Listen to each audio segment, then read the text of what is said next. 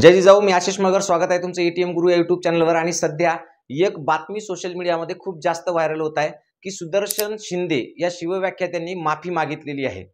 आणि या बातमीचं किंवा या माफीनाम्याचं इतकं हिडस प्रदर्शन चालू आहे अख्ख्या महाराष्ट्रभर की त्याला कशी माफी मागायला लावली आणि कसा पळून गेला किंवा वेगवेगळ्या पद्धतीनं.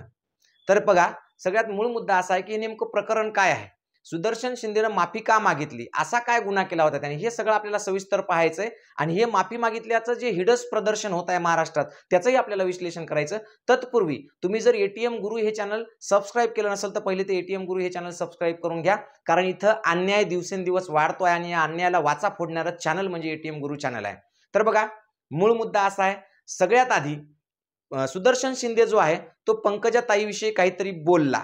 काहीतरी म्हणजे काय बोलला, तर ते सुरुवातीला आधी पंकजाताई काय बोलल्या हे पाहणं महत्वाचं आहे. आधी पंकजाताई दसरा मेळाव्यात काय म्हणल्या ते आधी पाहून घ्या. कंबर कसा कोयते बिटे घासून ठेवा. तर बघा, पंकजाताईनं असं स्पष्ट केलं की कोयते घासून ठेवा, कोयत्याला धार लावून ठेवा, आम्ही सगळ्या महाराष्ट्रभर येणार आहोत. ठीक आहे, आता कोयत्याची भाषा पंकजाताईंनी केली, पण पंकजाताई सध्या पदावर आहेत, एका संविधानिक पदावर आहेत. संविधानिक पदावर असलेल्या माणसांनी कोयत्याची भाषा केली. चला ठीक आहे, त्यांना संविधानिक पदावर असल्यामुळे सूट असेल. मला माहित नाही कायदा आणि सुव्यवस्था भारतातला की बुवा कायद्यानुसार म्हणजे एक सामान्य गोरगरीब माणूस ते राष्ट्रपती सगळ्यांना कायदा समान असतात असं म्हणतात, पण कदाचित ताईंसाठी वेगळा कायदा असेल तर ते आपल्याला माहित नाही. आता दुसरा मुद्दा, सुदर्शन शिंदे या कोयत्याच्या व्हिडिओवर काय बोलले ते बघा. दसरा सोहळ्याचे नेतृत्व करणाऱ्या एक ताई म्हणाल्या की आम्ही कोयते काढून तयार आहोत. ताई, कोयत्याची भाषा मराठ्यांना शिकवू नका. कोयते चालवायला तुम्ही आता शिकला असाल, मराठी 392 वर्ष झाले तलवार चालवायला शिकवतात.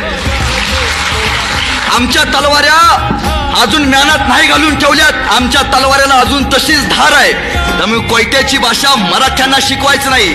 छाती ठोकून मला त्या ताईंना सांगावं वाटतं की ताई, तुम्ही ज्या मराठा समाजावरती कोयत्याची भाषा करताना त्याच मराठा समाजातल्या 392 वर्षापूर्वी छत्रपती शिवाजी राजा नावाच्या राजानं तुमच्या मायमाऊलींच्या कपाळावरचं कुंकू सुरक्षित ठेवलं फक्त एका मराठ्यानं.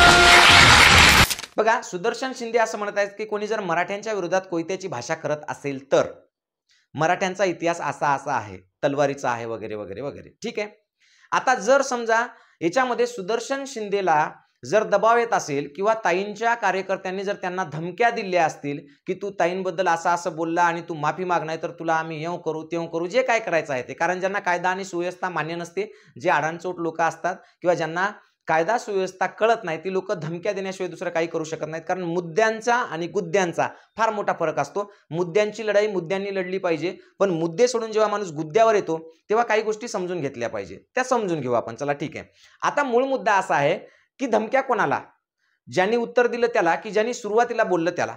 ज्यांनी सुरुवातीला बोललं त्यांच्याबद्दल कोणीही ब्र करायचं नाही. ज्यांनी कोयत्याची भाषा केली त्यांच्याबद्दल काहीच बोलायचं नाही. पण ज्यांनी कोयत्याच्या भाषेला उत्तर दिलं तेही शांततेनं संयमानं अगदी ताई म्हणून मान मर्यादा राखून त्याला मात्र माफी मागायला लागते. आणि ही माफी मागावी का लागली, ही माफी मागण्याचं कारण काय आहे हे सांगताना सुद्धा त्या मुलांनी काय दिले, त्याच्या ऑफिशियल पेजवर सुद्धा आलंय आणि त्याच्या व्हॉट्सअपच्या ग्रुपवरची सुद्धा त्याची चॅटिंग आहे. त्यांनी स्पष्टपणे काही लोकांवर आरोप केलेले आहेत आणि त्यांनी असं म्हटलेलं आहे की माझ्यावर यांनी धमक्या दिल्या, माझ्यावर खूप दबाव आणला आणि मला माफी मागावं लागत आहे. आता ज्यांना माफी मागल्याचा आसुरी आनंद होत आहे त्यांच्यासाठी मी फक्त काही गोष्टी सांगतो की तुमची जी मानसिकता आहे खालावलेली आणि नीच की बाबा आपण याला माफी मागायला लावली, ती मानसिकतेचं हिडस प्रदर्शन करण्यापूर्वी एकदा तुम्ही तुमच्या नेत्यांना विचारायला पाहिजे होतं की ताई, तुम्ही कोयत्याची भाषा करणं योग्य आहे का?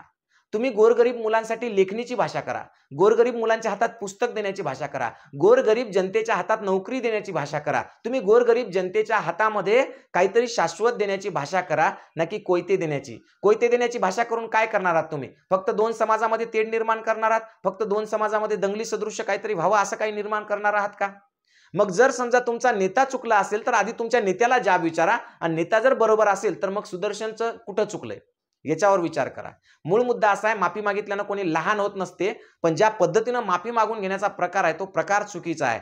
कारण काय माहितीये का, चूक नसताना माफी मागितली म्हणजे काही लय कोणी तीर मारलेले नाहीत. मूळ मुद्दा असा आहे की इथं छत्रपती शिवाजी महाराजांची शिकवण या महाराष्ट्रात आहे. शिवशाहू फुले आंबेडकरांचा हा महाराष्ट्र आहे. डॉक्टर बाबासाहेब आंबेडकरांची कायदा आणि सुव्यवस्था या महाराष्ट्रात, या भारतात आहे. इथं संविधानानुसार हा देश चालतो आणि हा देश चांगल्यात चांगला चालवणं, हे राज्य चांगल्यात चांगलं चालवणं आणि या राज्यामध्ये कोणत्याही प्रकारचा कायदा आणि सुव्यवस्थेचा प्रश्न निर्माण होऊ न देणं ही इथल्या मराठा बांधवाचं आद्य कर्तव्य आहे. कारण या महाराष्ट्राला, या भारताला जर पहिलं स्वराज्य कोणी दिलं असेल आणि माणसाला माणूस म्हणून जगण्याचा अधिकार कोणी दिला असेल तर तो छत्रपती शिवाजी महाराजांनी दिलाय. आणि तो दिलेला छत्रपती शिवाजी महाराजांचा अधिकार कायम कोणी ठेवला असेल, आजपर्यंत आपल्याला कोणी जर या सगळ्या याच्यातून, अन्यायातून वाचवला असेल आणि माणूस म्हणून जगण्याचा अधिकार अबाधित ठेवला असेल तर ते आहेत डॉक्टर बाबासाहेब आंबेडकर. आणि मराठा समाज हा छत्रपती शिवाजी महाराजांच्या विचारांनी चालतो आणि डॉक्टर बाबासाहेब आंबेडकरांच्या कायद्यानुसार वागतो. आणि म्हणून सुदर्शन शिंदेला असं वाटलं असेल कदाचित की उद्या चालून जर यांनी मला मारहाण केली तर या महाराष्ट्रातला, अख्खा महाराष्ट्रातला मराठा पेटून उठेल आणि हा मराठा पेटून उठला तर हे महाराष्ट्राच्या भल्यासाठी चांगलं नाही.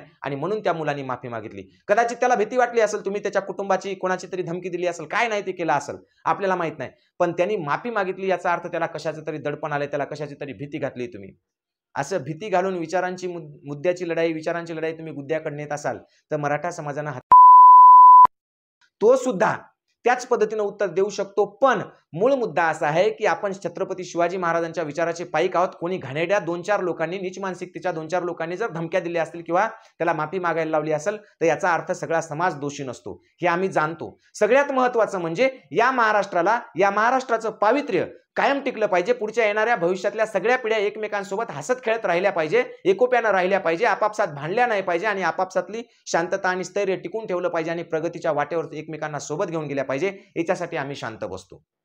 इथं कायदा आहे, सुव्यवस्था आहे, पण मराठा समाजातल्या लोकांना सुद्धा माझं सांगणं आहे की एक मुलगा जर अशा पद्धतीने माफी मागत असेल समाजातला आणि तुम्ही त्यांच्यावर असा अन्याय होऊ देतात असाल तर हे सुद्धा खूप चुकीचं आहे. याचा अर्थ काय, अन्याय होऊ द्यायचा नाही म्हणजे काय करायचं, त्याच्यासोबत न्याय करायचा. न्याय करायचा म्हणजे काय, कायदा व्यवस्था आणि सुव्यवस्था हातात घ्यायची का, तर नाही.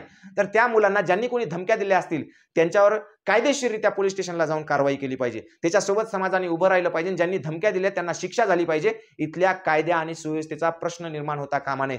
फालतू धंद्यात पडू नका, कळकळीची विनंती करतो. हा महाराष्ट्र छत्रपती शिवाजी महाराजांचा महाराष्ट्र आहे. हा महाराष्ट्र फुले शाहू आंबेडकरांचा महाराष्ट्र आहे आणि या महाराष्ट्रात अजूनही संविधान जिवंत आहे, कायदा आणि सुव्यवस्था जिवंत आहे. त्याच्यामुळे कोणी जर कायदा सुव्यवस्था तोडून जर वैयक्तिकरित्या कोणाला धमक्या देत असेल किंवा कोणाला मारण्याची किंवा एखाद्याला कुटुंबाला धमक्या देत असेल तर ती भाषा सहन केली जाणार नाही. त्याला कायदेशीररित्या उत्तर दिल्या जाईल आणि सुदर्शन शिंदेच्या पाठीशी संपूर्ण समाज राहील याची मी इथून शाश्वती देतो, ग्वाही देतो आणि मी त्याच्यासोबत आहे एवढं तुम्हाला स्पष्टपणे सांगतो. परत एकदा सांगतोय, कायद्याची लढाई कायद्यानं लढा. ज्यांनी सुरुवातीला सुरू केलंय त्यांना जाब विचारा. ज्यांनी लेकरांच्या हातातली लेखणी काढून कोयते देण्याची भाषा केली त्यांना जाब विचारा. आणि ते शक्य नसेल तर तुम्हाला जर वाटतच असेल की एखादं कोणी चुकलं तर तुम्ही पोलीस स्टेशनला जाऊन गुन्हा दाखल करा. त्याच्यावर गुन्हे दाखल करून त्याचं काय होते काय नाही ते पहा. पण असं चुकीच्या पद्धतीनं कोणाला धमक्या वगैरे देऊ नका, एवढी तुम्हाला कळकळीची विनंती करतो. आणि ताई, तुम्ही किंवा तुमचे कार्यकर्ते हे जे काही करत आहेत किंवा करत तथाकथित जे काही असेल ते प्रकरण, या प्रकरणात तुम्ही स्वतः लक्ष घाला. तुम्ही गोपीनाथ मुंडे साहेबांचा वारसा चालवत आहात. मन मोठं ठेवा आणि काम मोठं करा. अशा छोट्या छोट्या गोष्टीनं जर तुमची बदनामी होत असेल किंवा एखाद्या समाजाची बदनामी होत असेल किंवा त्यांच्याबद्दल जर राग दुसऱ्या समाजात वाढत असेल तर हे चुकीचं आहे. याचे परिणाम तुम्हाला भोगायचं काम पडणार नाही, कारण तुम्ही संविधानिक पदावर तुम्ही मोठा आहात. पण तुमच्या समाजातल्या इतर घटकांना याचे परिणाम भोगावे लागतील. त्यांनाच नाही तर इतर समाजातल्या लोकांनाही, ज्यांच्यासोबत हे वाद होतील, द्वेष निर्माण होईल, त्यांना सगळ्यांनाच याचे परिणाम भोगावे लागतील. आणि म्हणून महाराष्ट्रातल्या कोणत्याच माणसाला नाहक त्रास होऊ नये आणि नाहक परिणाम भोगावे लागू नयेत यासाठी तुम्ही मोठेपणा घेऊन हे प्रकरण हातात घेऊन तुम्ही स्वतःची चूक कबूल करून इतरांना सुद्धा सांगितलं पाहिजे की बाबा, अनावधानानं अशा गोष्टी घडतात त्या डोक्यातून काढून टाका आणि कोयता आणि तलवारीची भाषा काढून टाका मनातून आणि प्रेमाची भाषा बोलायला शिकवा आणि तुमच्या कार्यकर्त्यांना सुद्धा सांगा. एवढी विनंती करतो आणि थांबतो. जय जिजाऊ, जय शिवराय.